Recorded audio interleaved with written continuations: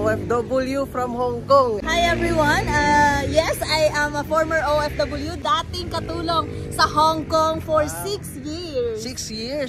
A month after noon, nag-join sa Elites Empire, nakauwi ako for good, and for 11 months, isa tayo sa naging millionaire dito sa community. And ngayon, grabe, ako na rin yung may mga leaders na rin na nakauwi dito sa Pilipinas for good at naging millionaire din katulad ko after niyang sumunod. Grabe, hindi lang ikaw yung nakauwi at naging millionaire, kundi meron ka pang natulungan at nadala dito talaga, no? Yes. Kailan mo ba nakita itong Elites Empire at bakit ka nag-decide na gagawin?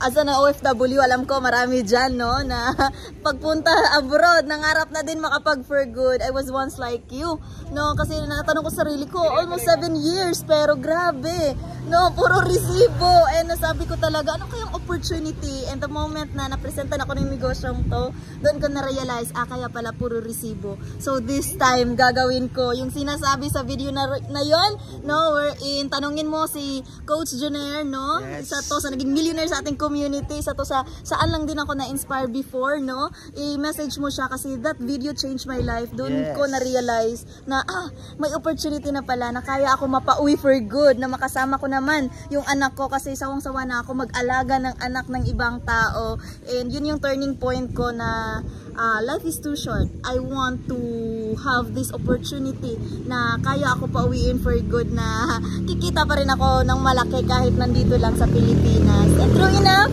nakita ko itong Elites Empire, nag-decide ako agad kasi hindi to aksidente na nakita mo to. Maybe pinagdasal mo rin to. So the moment na appreciate ko, it's an answered prayer for me. I took action talaga, decide talaga, and after a month, yun, nakauwi ako for good. Wow. Grabe, after a month lang, no? Oo. Grabe talaga, sobrang amazing. And thank you so much, Tigris, for your story.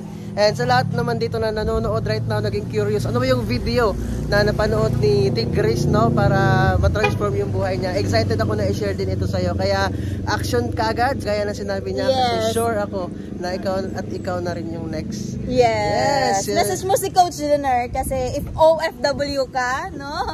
I'm so excited kasi I was once like you, ika nga, no? Na nag-decide lang din, nag-message, nagpaka-humble down, na dati sa tingin ko sa mga ganito, hindi yan totoo. Pero the moment na naisip ko, ilang years ako dito, mas ito yung hindi. No? Parang na-question ko rin yung sarili ko for how many years. Yung sa pinagagawa mo ngayon, magkano ipon mo? Kumusta buhay mo? Masaya ka ba? So, yun lang din. Nasabi ko, wala namang mawawala kung subukan ko. So, isa lang din ako sa sumubok. Malay mo, subukan mo to. And baka ikaw na yung next na makauwi for good. Yes, ikaw na talaga yung next. Bye!